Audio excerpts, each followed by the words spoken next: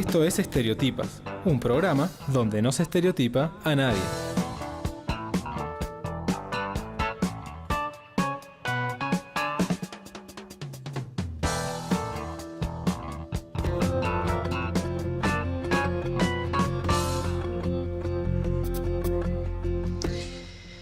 Hola, ¿qué tal? Bienvenidas y bienvenidos a la emisión número 134 de Estereotipas, un espacio promovido por la Maestría de Género y Desarrollo de Flaxo.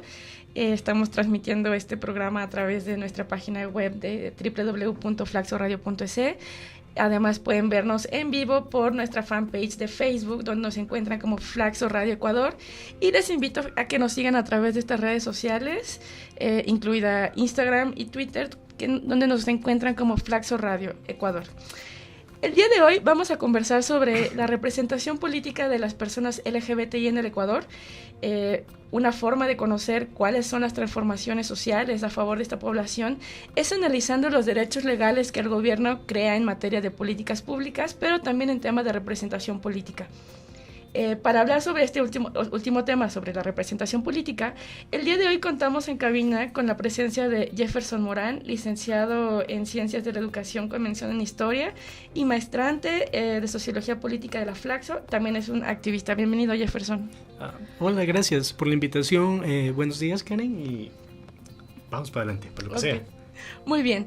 Entonces, para ir empezando a entrar en materia en cuestión, temas como la despenalización de la homosexualidad, leyes contra la discriminación, la protección sobre la identidad de género, crímenes de odio, protecciones para las uniones civiles y matrimonios entre personas del mismo sexo, son ejes que dirigen principalmente los derechos para personas de la diversidad sexual.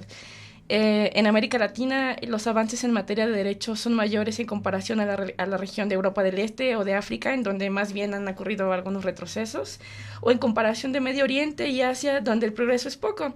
Sin embargo, aunque los derechos siguen aumentando en América Latina para la población LGBT, en términos de representación política, la cantidad realmente es baja. Por ejemplo, para 2014 solo había 15 legisladores abiertamente LGBTI en toda América Latina, incluida Karina Vance, en el caso de Ecuador, aquel entonces que era ministra, ¿no? Uh-huh.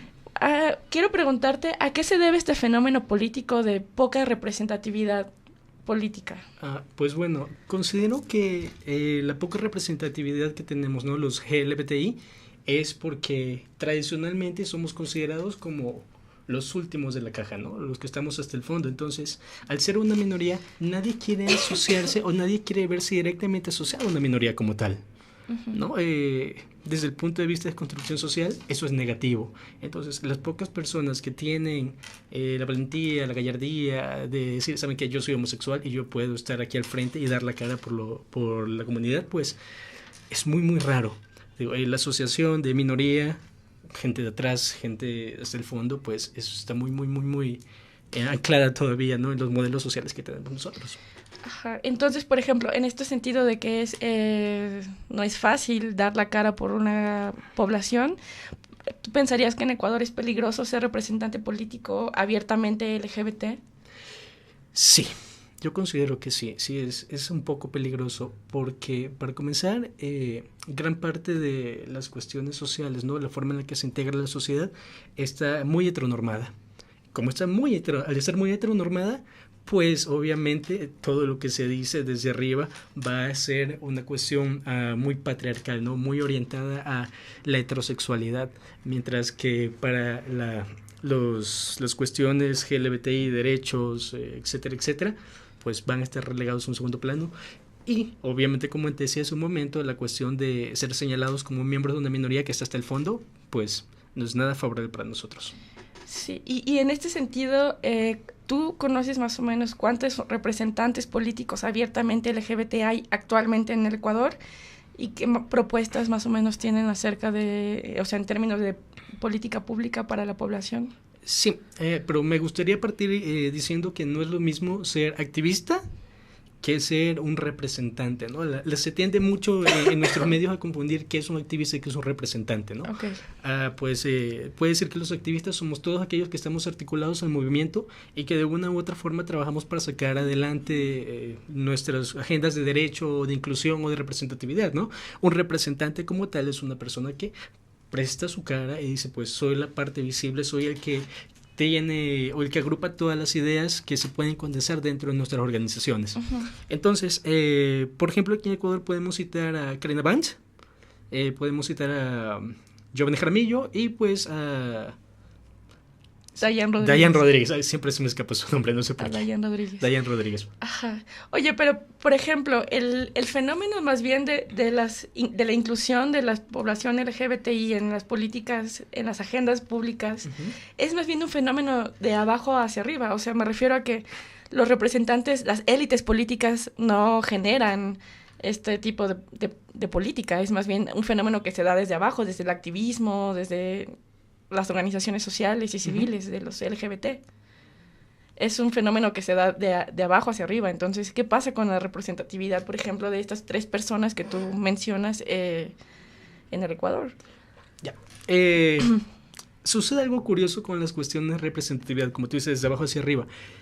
Cuando se comienza una organización LGBTI o algún movimiento LGBTI, pues lo que se pretende es articular las ideas de todo el colectivo, ¿no? Pero ¿qué sucede? En algún punto se tuerce un poco la idea y la representatividad como tal pasa a un segundo plano, ¿no? Ya no es una cuestión de articularse como movimiento o como colectivo, sino que más bien responde a los intereses particulares de cada cual. O sea, de cada población, ¿o cómo...? Yo diría más bien del representante, ¿no? Porque ya viene una cuestión de intereses personales, intereses particulares, y deja un poco de lado la agenda que se tenía planeada inicialmente. Por ejemplo, en el caso de Dayan Rodríguez en Ecuador y Valentina Verbal en Chile, son 2 mujeres trans que han postulado para cargos políticos en América Latina. En el caso de Valentina Verbal, su postulación fue rechazada porque se negaba a utilizar su nombre legal de hombre masculino. Y bueno, Dayana fue electa en 2013, cuando fue que se lanzó a estas candidaturas, pero en mayo del año pasado sí se convirtió en la primera mujer trans asambleísta del Ecuador. Entonces, ¿qué implicaciones internacionales, digamos, tiene para el Ecuador en términos de representación política este hecho? Ok, desde ese punto de vista considero que pues Ecuador, dentro de los países de la región suramericana, es uno de los que tiene más avances con respecto a las cuestiones LGBT, ¿no? Imagínate, elegir una asambleísta como Dayan, pues es un hito para nosotros en la Constitución ecuatoriana, en la historia ecuatoriana no había sucedido eso jamás. Entonces, fíjate, ¿no? Como podemos utilizar esto como una plataforma, ¿no?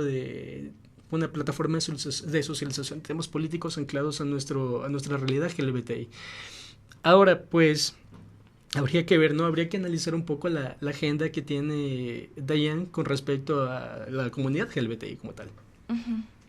Sí, porque en octubre del año pasado justamente en la ciudad de Guayaquil se convocó a una asamblea nacional de las personas LGBT, justo porque hay algunas diferencias en términos de prácticas políticas o de posiciones hay quienes dicen que es una perspectiva de alguien de derecha, por ejemplo, ¿no? Pero finalmente, ¿qué implicaciones tiene dentro del movimiento de LGBT nacional, este tipo de fracturas? Pues es el gran problema al que nos enfrentamos los LGBTI, ¿no? Al ser un grupo pequeño, por las cuestiones sociales de no salir del closet, de no identificarse como miembro de la colectividad, nos fragmentamos. Entonces, si de por sí somos un grupo pequeño, tratando de buscar algún tipo de, ¿qué te digo, no? Algún tipo de representatividad, algún tipo de visibilidad como tal, nos fragmentamos. Fíjate que en Guayaquil hay varias organizaciones LGBT, ¿no? Y la fragmentación es tal que organizan 2 marchas del orgullo gay en Guayaquil, ¿no? O sea, imagínate, se supone que deberíamos ser una unidad, pero cada cual está viendo sus intereses particulares. Es increíblemente doloroso si te lo pones a pensar, ¿no? ¿Por qué no nos articulamos con una sola idea? ¿Por qué no lo hacemos? ¿Tenemos que estar separados siempre? O, como te decía, responde a los intereses particulares de cada cual. ¿Por eso está en función de las identidades sexuales, de las orientaciones sexuales? ¿O qué es lo que sucede? ¿Tú tienes algunas nociones de este? Sí. Considero que de hecho tiene un poco que ver con las identidades sexuales. Ha pasado que en algunos casos los grupos de lesbianas no aceptan a hombres dentro de sus organizaciones y viceversa. Entonces, ¿cómo es posible que sigamos tan fragmentados de esa forma? Claro, pero eso también tiene que ver con cierto posicionamiento político por parte de las lesbianas, por ejemplo, ¿no? Por supuesto que sí, ¿no? Es una cuestión de izquierda a derecha. Porque hay también aliados estratégicos dentro de dentro de las organizaciones, me parece, ¿no? Que hay una lucha constante de intereses personales, porque lo personal es político. Así es. Pero también creo que hay dificultades para crear alianzas estratégicas que permitan el impulso de políticas de inclusión en las agendas de gobierno, por ejemplo, ¿no? Claro, precisamente creo que ese fue el objetivo del Congreso que hizo Dayan, ¿no? Articularnos como una sola masa social. Como de la federación. Sí, por supuesto. Ajá. Sí, creo que esa era su idea, ¿no? Porque como tú dices, estamos dispersos, entonces, ¿qué mejor que articularnos todos en una sola? Pero sí hay diferentes, la red Guayas, algunas redes que también tienen que ver con articulación. De hecho, la Asamblea Nacional LGBT que se llevó a cabo el mes pasado, bueno, en octubre más bien, del año pasado, sí se consolidó en una federación, digamos, diferente del trabajo de Dayan, ¿no? Entonces, en términos de unidad, de potencial político para el movimiento, hay dificultades, digamos. Pues yo creo que tendríamos que esperar para ver, ¿no? Porque el Congreso estuvo bastante reciente y poder sacar o darte una respuesta concreta ahora mismo, creo que de mi lado sería imposible. Tendremos que ver la acción realmente de esto. Pero, ¿tú crees que representa un desafío para el movimiento LGBT nacional? ¿Un desafío en qué sentido? O sea, estas rupturas, estas federaciones con posicionamientos políticos diferentes, o sea, en términos de representación política, ¿cómo puede incidir? Bien, en términos de representaciones políticas, pues, está difícil la pregunta. En términos de representaciones políticas, creo que nos va a dar un buen resultado. Creo que nos va a dar un muy buen resultado, ¿no? Incluir ciertas agendas LGBTI, pro LGBTI, ¿no? A beneficio nuestro, a que de pronto más personas se sientan identificadas y se anexen al movimiento, que más personas se conviertan de pronto no en representantes, sino en activistas. Claro, pero por ejemplo, hay bastantes activistas en algunas, en diferentes organizaciones, o como activistas independientes, asesores. Pero ¿qué necesita implementar estas organizaciones, el movimiento LGBT, para que haya mucho más participación ciudadana, digamos, mucho más interés en ser representante político? Pues eso también creo yo que se articula bastante a la ideología que se pueda tener, ¿no? ¿Qué sucede generalmente en organizaciones LGBT? Primero, el número de asistentes o el número de personas que se articulan a algún tipo de movimiento LGBTI es reducido, ¿no? Para comenzar. Segundo, generalmente se pierde el interés, ¿no? A medida va pasando el tiempo, se pierde interés por parte de las personas que pretenden articularse a estos movimientos. Entonces, de pronto, se me ocurre que se podría presentar una idea como que un poco más clarificada, más clara de pronto dentro de los movimientos, algo que sea mucho más fácil de articular, algo que sea un poco más fácil de entender sin llegar a utilizar un lenguaje tan técnico, algo que sea pues bastante realista, ¿no? Y que realmente las personas que quieran articularse en un movimiento quieran hacerlo no por la cuestión de decir, mira, pertenezco a una minoría, o decir, mira, necesito el reconocimiento de mis derechos, pero no, sino porque realmente lo quieren, que sientan que pueden hacer el cambio, que pueden ser parte del cambio. O sea que tendríamos que pensar en algunas actividades dentro de estas organizaciones o del movimiento en general que permitan un empoderamiento ciudadano, digamos, a las personas de la diversidad sexual. Desde luego, una construcción de la ciudadanía como tal. Desde lo LGBT. Desde luego que sí. Muy bien. Justo también quería preguntarte, como sabemos, como bien sabes también, a principio de año, la Comisión Interamericana de Derechos Humanos instó a que el resto de países latinoamericanos aprueben legalmente el matrimonio igualitario, los que faltan, en el caso de Ecuador, por ejemplo. ¿Qué oportunidades políticas tú consideras que tienen en este momento los representantes LGBT en el Ecuador para que el gobierno apruebe este hecho? Con respecto al matrimonio, dices. Claro. Bueno, una vez más, la construcción heteronormativa, heteropatriarcal que tiene la Constitución ecuatoriana, pues nos dificulta hasta cierto grado este aspecto de uniones civiles, ¿no? Si bien es cierto, tenemos el reconocimiento por parte del Estado, ¿no? De las uniones de hecho, pues trabajar en una agenda que respalde el matrimonio como tal, reconocido, ¿no? Como matrimonio, la figura misma de matrimonio, ¿no? Como una unión de hecho, pues es bastante difícil de trabajar, te digo, por las cuestiones heteropatriarcales de nuestros gobernantes desde arriba, ¿no? Claro, o sea, si bien con esta declaración de la Comisión Interamericana de Derechos Humanos no se puede obligar al país a que legalice o que le dé esta legitimidad al matrimonio igualitario entre personas del mismo sexo, sí es una herramienta que los representantes políticos, que los activistas LGBT tienen para presionar al gobierno. Sí, por supuesto, pero ahí viene el problema, ¿no? De la representatividad una vez más. Una sola persona presionando no es lo mismo que 10 personas presionando por nuestros derechos. Uh-huh. Es mucho más complicado. Mencionamos 3 personas hace un momento, que son rostros visibles. 3, en un país de 15 millones. Yo sé que no todos somos LGBT, pero imagínate, solo 3 es bastante reducido. Entonces necesitamos una cantidad mayor como para poder presionar un poco más al gobierno. O sea, ¿cómo crees que podría llevarse a cabo este aumento en la representación política LGBT en el gobierno nacional? Yo creo que aunque suene un poco trillado, saliendo del closet y reconociéndose como tal, ¿no? ¿Cuántas personas pueden decir, sí, yo soy gay, yo soy lesbiana, yo soy trans? ¿Cuántas?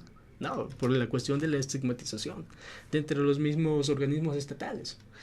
Claro, y creo que eso nos remite de nuevo al tema de qué pasa, o sea, para salir del closet, para consolidar una identidad política desde lo LGBT, uh-huh, se necesitan ciertas herramientas, actividades que permitan justamente empoderamiento a la población LGBT, me parece. Sí, claro, eso sería lo ideal, ¿no? Porque tradicionalmente, ¿qué es lo que enseña la moral, ¿no? La forma autocorrectiva desde arriba del Estado, ¿no? Que lo LGBT es malo, los desviados, los malos, los que están pervirtiendo la sociedad. Pero si nos ponemos a pensarlo, ¿realmente pasa eso? No, por eso no, más que del Estado, yo pienso que es este discurso que a veces, ajá, tienen algunos grupos neoconservadores, con esta cosa, la ideología súper conocida de la ideología de género con la que se lucha también académicamente ahora.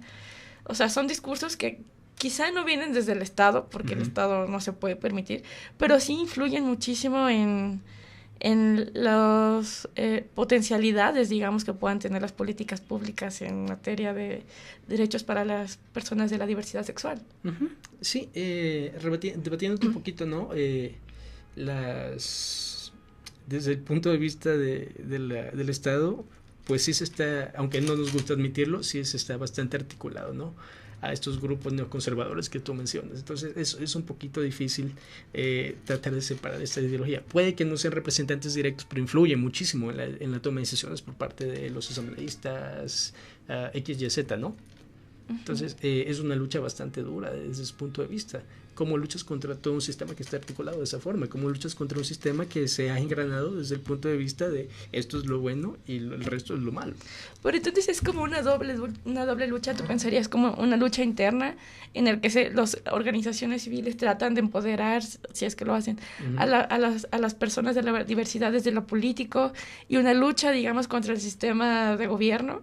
Un poco de ambas, yo creo que sí. Sí, es una amalgama allí de ambas. Cómo luchas contra el gobierno y cómo luchas con lo que se establece por parte del gobierno, uh-huh, dentro de lo heteronormativo, de lo que es correctamente visto por la sociedad. Muy bien, Jefferson. Y por ejemplo, tú como activista y como estudiante de sociología política, ¿qué propuestas crees que se tienen que repensar ahora políticamente desde, políticas, de agendas, uh-huh, desde organizaciones civiles, para mejorar, para crear algunas potencialidades también en términos de representación política? Pues creo que el fomento o el desarrollo de agenda LGBTI por parte del gobierno es una buena plataforma para que la gente pueda decir, bueno, listo, existen derechos, existen normas que me respaldan a mí como miembro de una comunidad LGBTI, puedo ser libre y puedo decir, ¿sabes qué? Estoy aquí. Puedo ser un activista y eventualmente llegar a ser un representante de la comunidad. La forma en la que se está construyendo pues ahora la sociedad ecuatoriana, que te digo, desde la despenalización de la homosexualidad en el 97, 98 más o menos, hasta ahora pues creo que sí ha dado pasos bastante grandes y que permiten de alguna forma la representatividad. Imagínate, hasta 1997 cuántos representantes LGBTI había. Tampoco es que somos un montón, ¿no? Pero creo que el camino está bien puesto. Creo que se puede avanzar en la construcción de esto. Claro, porque una de las reformas que Dayan Rodríguez justamente buscaba era esto de la identidad en las cédulas. Y se dio. Ajá, entonces fue como un logro, digamos, una victoria media, ¿no? Sí. Porque finalmente se vuelve a generar un marco de exclusión, de especificidad de una población y no se generaliza, ¿no? Claro, es como un cuchillo de doble filo, ¿no? Por un lado te beneficia, pero por el otro es como de, mira, es él. Te está señalando como una persona fuera de los estándares convencionales, ¿no? Tienes razón, es una victoria media, ¿no? La cuestión también del reconocimiento de la unión de hecho es una victoria media. O sea, ¿por qué no puede ser un matrimonio? ¿Por qué no puedo casarme con mi novio o por qué no puedo casarme con mi novia? ¿Por qué? Uh-huh. Sí, y creo que justamente por eso te preguntaba hace rato, esta recomendación de la Comisión Interamericana de Derechos Humanos es una puerta política, me parece, para empezar a crear presión para el gobierno actual, uh-huh, que empiecen a repensarse estos de que uniones civiles o matrimonios están legitimados por el Estado de Derecho también. Por supuesto que sí, claro que sí. De hecho, hoy leía en la mañana el diario que país del Caribe, creo que era Barbados, que había revocado el matrimonio homosexual después de haberlo aceptado. ¿Barbados uh-huh era? No recuerdo. Uh-huh. Entonces es curioso, ¿no? Que se diga una cosa y luego con un doble discurso se trate de eliminar esto. Y es posible, ¿no? Que en el caso ecuatoriano pueda llegar a pasar, ¿no? Que se llegue a un tipo de neoconservadurismo y que pues todos los derechos que se han ganado a través de los años se pierdan de un solo plumazo, ¿no? ¿Tú creerías que eso es posible en el Ecuador? ¿Podría suceder realmente? ¿Hay situaciones políticas que permiten este retroceso? Porque América Latina es una de las regiones, digamos, mucho más fuertes en materia LGBTI. Materia de LGBTI, sobre todo, o sea, por eso te digo, estas implicaciones internacionales de que sea una mujer trans, una asambleísta dentro de la Asamblea del Ecuador, la Asamblea Nacional, o sea, internacionalmente tiene implicaciones fuertes. Sí, quiero remitirme a las elecciones del año 2014 en Ecuador, cuando un candidato a la presidencia de Ecuador, pues, salió con su discurso de odio hacia los LGBT, y no voy a decir su nombre porque prefiero reservármelo, pero se lo sancionó por su discurso de odio. Imagínate, es bastante interesante que a un político ecuatoriano se lo sancione por hacer un discurso de odio. Y pues eso demuestra que estamos bastante avanzados. Yo creo que si las personas, los LGBT, no tomamos conciencia social como tal, de decir, ¿sabes qué? Estamos aquí, estamos presentes, no somos la minoría que todo el mundo piensa, que somos un grupo mucho más grande, estas cuestiones de retroceso no se darían, no se dan. O de pronto los discursos de odio se reducirían más, o de pronto el poder conseguir casarse con tu novio o con tu novia se podría dar. O sea, ¿tú consideras que hace falta conciencia en la población LGBTI? Sí, yo creo que sí, un poco. Como te digo, la construcción de la ciudadanía LGBTI como tal. Claro, creo que es un tema súper importante pensar en esta construcción de la ciudadanía, porque creo que si el movimiento LGBT y las reformas y los derechos vienen desde abajo, uh-huh, creo que hay un montón de población todavía diversa que no ha sido alcanzada, que no ha sido llamada políticamente, que no ha trascendido, digamos, a otro nivel su orientación sexual, sus identidades, sus expresiones de género. y me parece muy importante. Y para finalizar, quisiera preguntarte, ya para ir cerrando este espacio, ¿consideras que más que representación política por parte de las poblaciones LGBT, hace falta, para evitar justamente esto de las intereses personales de algunas personas, crees que sería mucho mejor que se pensara en términos de inclusión dentro de las agendas públicas del gobierno? ¿O es igual de importante la representación política? Creo que es importante de ambos lados. La cuestión de representatividad y la cuestión de inclusión.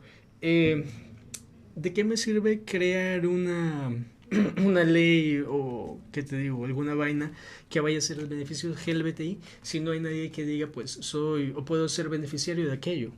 Lo veo un poco desde ese punto de vista, ¿no? ¿De qué sirve que pueda casarme, que tenga un matrimonio igualitario, si no lo ejerzo como tal por la cuestión de verme señalado como un miembro de un grupo de minoría? ¿Qué más decir? O sea, tú pensarías que se puede tener avances en, por ejemplo, acceso al matrimonio igualitario, Ajá. pero socialmente sigue siendo un estigma. Sí. Y mucha gente no querría acceder a ese... Ahí la construcción de la ciudadanía LGBTI, ¿no? Quitarnos la idea del estigma de que voy a ser señalado como tal, de que voy a ser rechazado como tal, y todas estas vainas que tradicionalmente se nos viene enseñando desde la escuela, ¿no? Pasando por el colegio y muchas veces en las universidades. Claro, y retomando un poco la pregunta, en función de lo que comentabas hace rato, que muchos intereses personales a veces crean rupturas dentro de los movimientos sociales en general. Por eso te digo, ¿no sería una forma de evitar estas rupturas, estos como protagonismos políticos que son muy cuestionados? Podría ser, en vez de centrarse en la representación política de quienes realmente están, o sea, o tuvieron acceso a la oportunidad de estar en la asamblea o en algunos ministerios estatales, sería mejor pensar en inclusión de problemáticas de LGBT en los ámbitos públicos, políticos. ¿Eso evitaría quizá este tipo de fragmentaciones?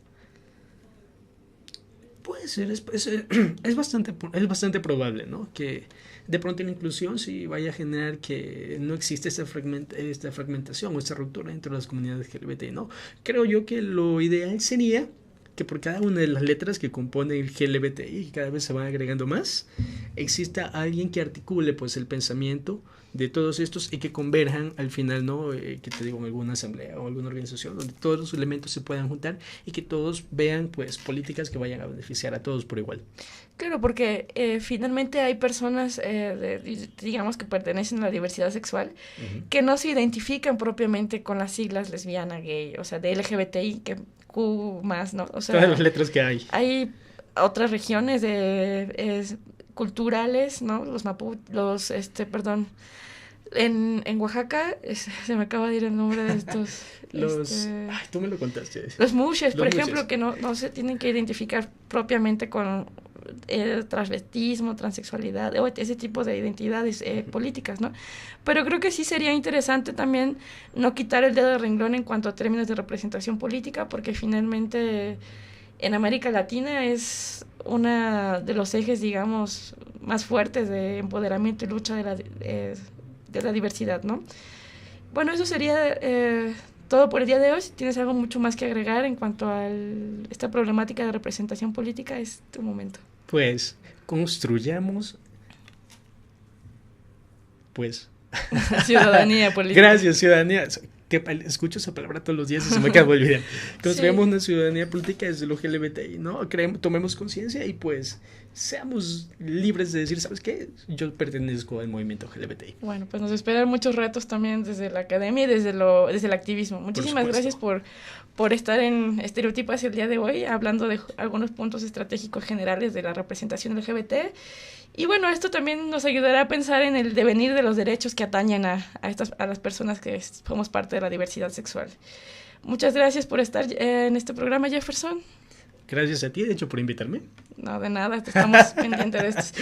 Y bueno, les invito a comentar y compartir este programa, así como a interactuar con nosotros por medio de las redes sociales, en Facebook, Twitter e Instagram, donde nos encuentran como Flaxo Radio Ecuador. Muchísimas gracias, esto fue Estereotipas. Hasta luego.